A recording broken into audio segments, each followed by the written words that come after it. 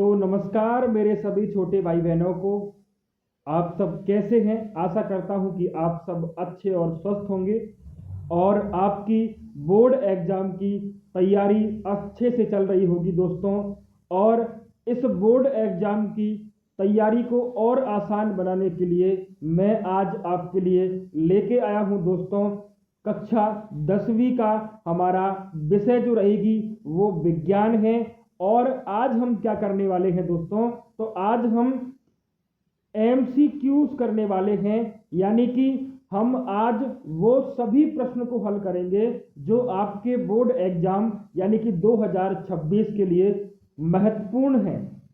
1 number के जो भी आपको सही विकल्प चुनकर जो क्वेश्चन आते हैं, मैं आपको गारंटी देता हूं दोस्तों, यहां से आपका एक भी क्वेश्चन आपका बिल्कुल भी बाहर नहीं जाएगा। तो आप इसे हल करके जाना। पहला जो क्वेश्चन है वह है सही विकल्प चुनकर लिखिए। अभी इस वीडियो में हम सही विकल्प जो हैं उन्हें कवर करने वाले हैं और आगे जो नेक्स्ट वीडियो रहेगी उसमें हम खाली स्थान और एक वाक्य में उत्तर और जो आपके एक शब्द एक वाक्य में उत्तर वो हैं सही जोड़ी हैं, उनको आगे हम हल कर रहे होंगे दोस्तों। चलिए यहां पर शुरू करते हैं इस वीडियो को। पहला दिया है प्रबल विद्युत अपघट्ट का उदाहरण है, यानी कि इन 4 ऑप्शन में से प्रबल विद्युत अपघट्ट का उदाहरण कौन सा है? क्या जल, कार्बोनिक अम्ल, एसिटिक अम्ल या फिर सोडियम क्लोराइड? तो दोस्तों इसका जो आंसर है हमारा वह है सोडियम क्लोराइड, जो है प्रबल विद्युत अपघट्ट का उदाहरण है। आगे दिया है लौह चूर्ण पर जब हम तनु हाइड्रोजन अम्ल डालते हैं तो क्या होता है दोस्तों? तो हमारा हाइड्रोजन गैस एवं आयरन क्लोराइड बनता है, ध्यान रखना दोस्तों। चलिए आगे नेक्स्ट। अगला दिया है निम्न में कौन भौतिक परिवर्तन नहीं है? तो आप लोगों को पता होगा कि हमारा एक होता है भौतिक परिवर्तन और एक होता है रासायनिक परिवर्तन। तो इसने इस क्वेश्चन में कहा है कि इनमें कौन सा है जो भौतिक परिवर्तन नहीं है? तो दोस्तों खौलते पानी से जलवाष्प बनना, बर्फ का पिघलकर जल बनना और नमक का पानी में घुलना, ये सभी तीनों जो हैं वो हमारे एक भौतिक परिवर्तन के ही उदाहरण हैं। लेकिन LPG का दहन यानी कि दोस्तों LPG का जलना ये हमारी एक रासायनिक परिवर्तन है, ना कि भौतिक। तो हमारा आंसर होगा ऑप्शन नंबर डी। आगे दिया है शुद्ध जल का pH मान कितना होता है? तो दोस्तों सभी को पता होगा जो जल होता है हमारा शुद्ध, उसका pH मान होता है 7। ठीक है। आगे कोई विलयन लाल लिटमस को नीला कर देगा। दोस्तों क्या होगा? लाल को अगर नीला कर देता है तो दोस्तों लाल को नीला करता है तो वो होता है हमारा क्या दोस्तों? तो वो होते हैं हमारे क्षार। ठीक है। और क्षार का जो pH मान होता है हमेशा वो दोस्तों 7 से क्या होता है? वो 7 से अधिक होता है। आप सभी को पता होगा क्षार का pH मान 7 से अधिक होता है। तो हमारा इसमें ऑप्शन कौन सा होगा? जो 7 से अधिक दिया है वह सही होगा, यानी कि ऑप्शन नंबर ए 10 आंसर है हमारा। ठीक है। चलिए आगे जो नेक्स्ट क्या कहता है कि कोई विलयन जब नीले को लाल कर देगा। दोस्तों नीला को लाल कर देगा तो नीले को लाल करते हैं दोस्तों अम्ल, और अम्ल का जो pH मान होता है वो हमेशा दोस्तों क्या होता है? वो होता है हमारा 7 से कम, यानी कि हमारा 7 से कम, यानी कि ऑप्शन नंबर सी जिसमें 1 दिया है, यानी 7 से कम दिया है। आगे दिया है उपज का उपचार करने के लिए निम्न में से किस औषधि का उपयोग करते हैं? यानी जो उपज होता है उसके इलाज में जो औषधि का यूज होता है उसके बारे में हमसे पूछा है। तो उसमें होता है दोस्तों एंटासिड का यूज करते हैं हम उसके इलाज के लिए। ठीक है। आगे दिया है लोहे के फ्राइंग पैन को जंग से बचाने के लिए निम्न में से कौन सी विधि उपयुक्त है? तो दोस्तों लोहे के जो फ्राइंग पैन है उसे जंग से बचाने के लिए हम कौन सी विधि अपनाएंगे?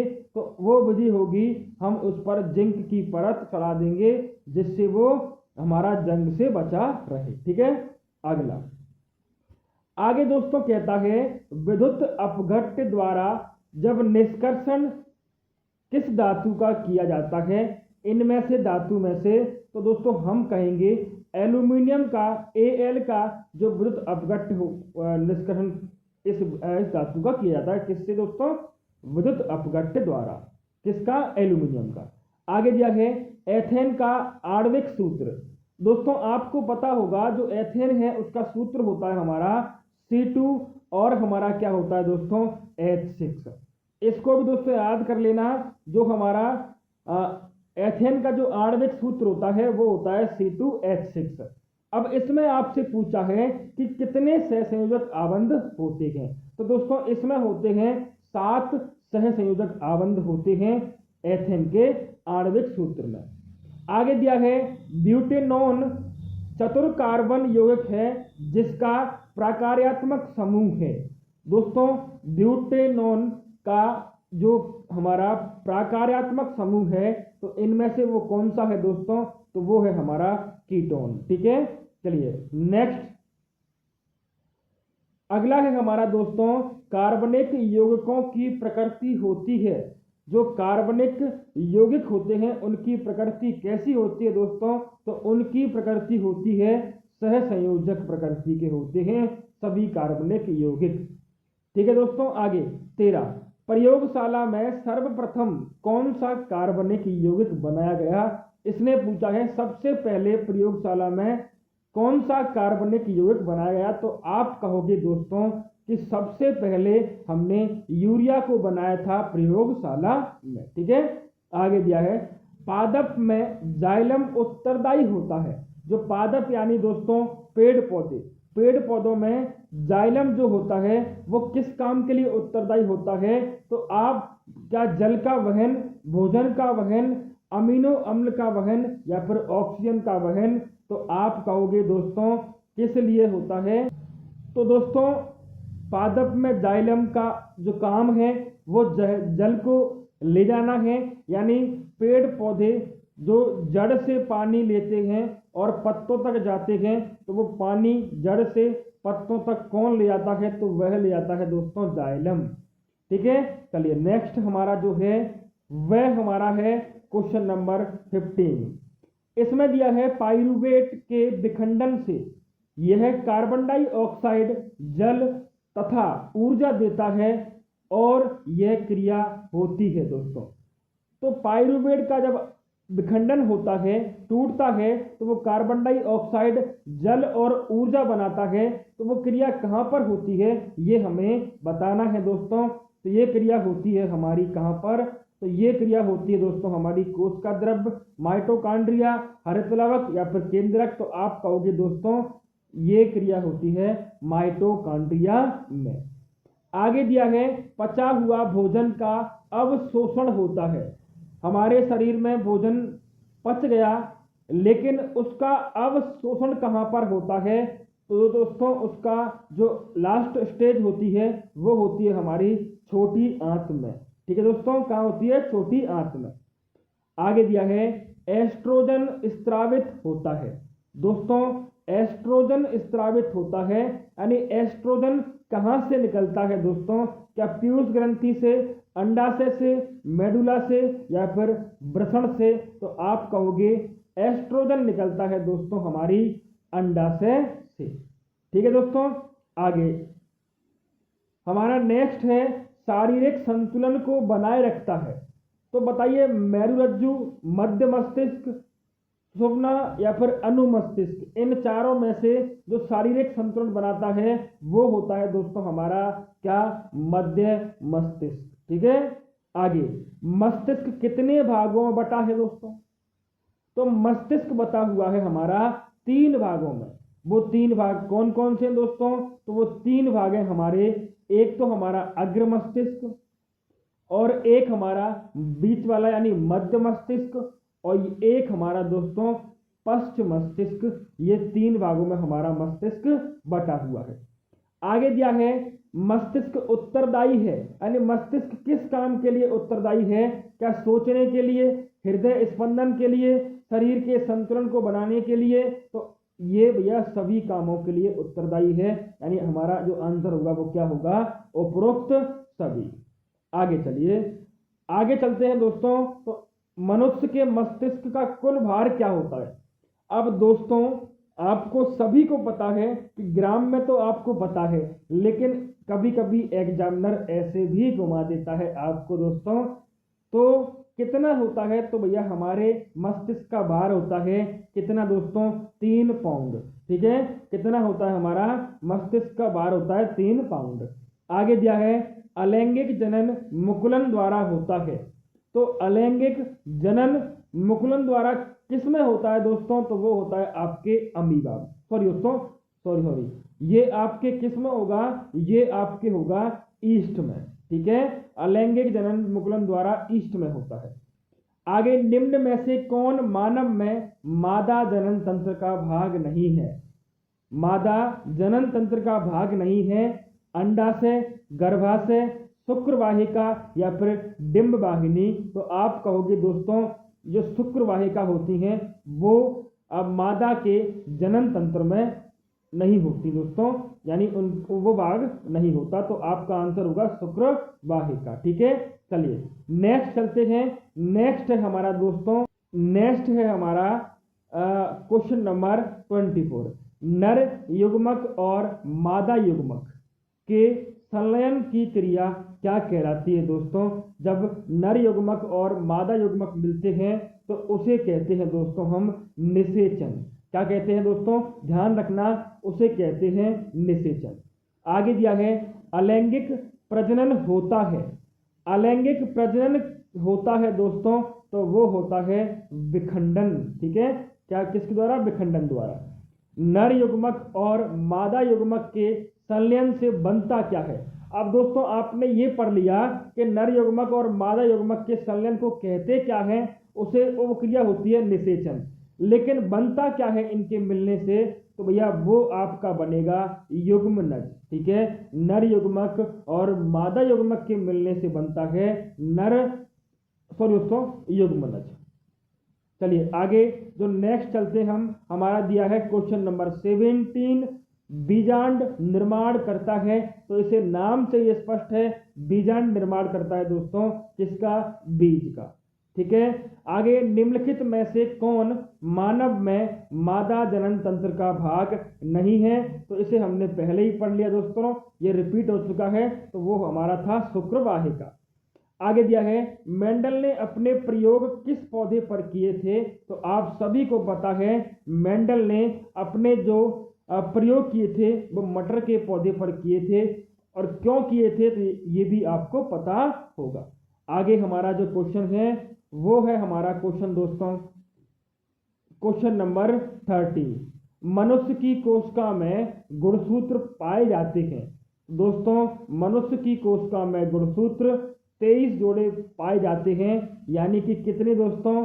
40 गुणसूत्र पाए जाते हैं पूरे। ठीक है, आगे दिया है समजात अंगों का उदाहरण है, यानी इन सभी में समजात अंग यानी समान अंग। हमारा हाथ और कुत्ते का अग्र पाद यानी अगले वाले पांव, हमारे दांत और हाथी के दांत, आलू और घास के ऊपरी भुजतानी। तो आप कहोगे ये सभी तीनों ऑप्शन दोस्तों किसके हैं? तो ये हमारे समजात अंग के हैं, तो हमारा उपरोक्त सभी। आगे दिया है विकासीय दृष्टिकोण से हमारी किससे अधिक समानता है? हमारी जो समानता है सबसे अधिक किससे है दोस्तों? तो चिंपैंजी से हमारी जो समानता है वो सबसे अधिक है। चलिए दोस्तों आगे चलते हैं। तो आगे हमारा क्वेश्चन नंबर 33, पुरुष का गुणसूत्र जो लिंग निर्धारण के लिए उत्तरदायी है। दोस्तों पुरुष का गुणसूत्र है जो लिंग यानी आपकी मादा होगा या फिर नर होगा, जो जन्म लेगा वो पुरुष होगा या स्त्री होगी, यानी पुत्र होगा या पुत्री होगी। तो ये करता है तय कौन? तो ये करता है दोस्तों पुरुष का गुणसूत्र। ठीक है, वो भी कौन सा गुणसूत्र दोस्तों? वो होता है XY गुणसूत्र। अगर दोस्तों पुरुष में एक गुणसूत्र अलग होता है जो होता है एक्स वाई, और महिलाओं में सारे एक्स एक्स गुणसूत्र होते हैं। अगर दोस्तों मैं आप अगर कभी ये होता है कि एक्स गुणसूत्र एक्स से मिलता है तो दोस्तों पुत्री पैदा होती है। क्या होती है? पुत्री। अगर महिला का एक्स गुणसूत्र पुरुष के वाई गुणसूत्र से मिलता है तो फिर वो दोस्तों क्या होता है?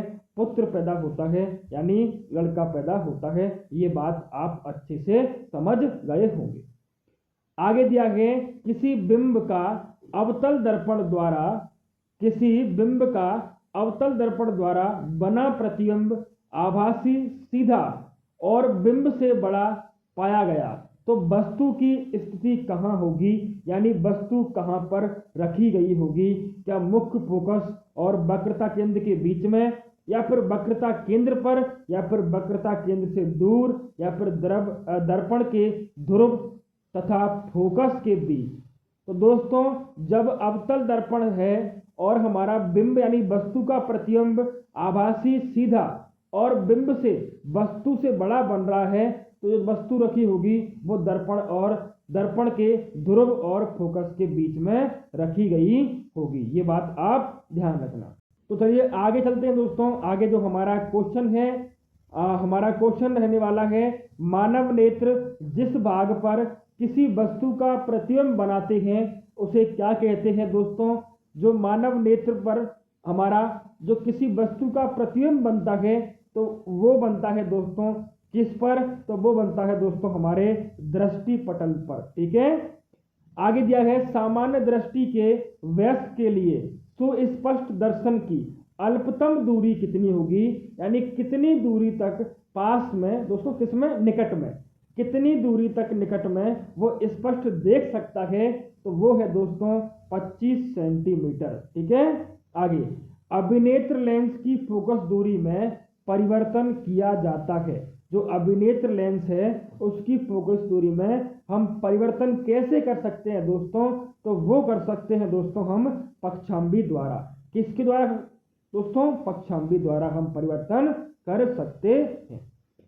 अब दोस्तों आप यहीं पर एक बात और ध्यान रखना, क्या एक तो आपको दर्पण का फॉर्मूला, दर्पण सूत्र जो हमारा होता है 1/f बराबर 1/v प्लस में 1/u, ये दर्पण का फॉर्मूला होता है। और एक होता है आपका लेंस सूत्र। तो लेंस का जो फॉर्मूला होता है वो होता है 1/f बराबर 1/v माइनस 1/u। सिर्फ दोस्तों माइनस करना है। दर्पण के सूत्र में प्लस है और लेंस के सूत्र में हमारा माइनस है। ठीक है दोस्तों। चलिए आगे चलते हैं हमारे क्वेश्चन पर। अगला हमारा क्वेश्चन है, वह लेंस जो वस्तु को बड़ा करके दिखाता है। दोस्तों वह लेंस जो वस्तु को बड़ा करके दिखाता है, क्या उत्तल लेंस होगा, अवतल लेंस होगा, बाइफोकस लेंस होगा, या फिर इनमें से कोई नहीं होगा? तो दोस्तों उत्तल लेंस हमेशा वस्तु को बड़ा करके दिखाता है और अवतल लेंस छोटा करके। दूरदृष्टि दोष का निराकरण किया जा सकता है, यानी दूरदृष्टि दोष है उसको हम इलाज कर सकते हैं उत्तल लेंस, अवतल लेंस, बायफोकस लेंस और इनमें से कोई नहीं। तो आप कहोगे दोस्तों किसके द्वारा दूरदृष्टि का? अब दोस्तों दूरदृष्टि दोष के बारे में, दूरदृष्टि दोष क्या है? दूरदृष्टि दोष क्या है दोस्तों?